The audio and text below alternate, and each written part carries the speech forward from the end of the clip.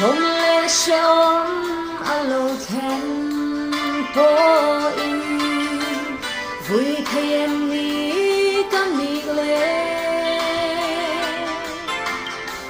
ta lom dè lăng các ngày tỏa sáng in lỡ băng mình chợt rèn chim mình sẽ rèn chim em lại qua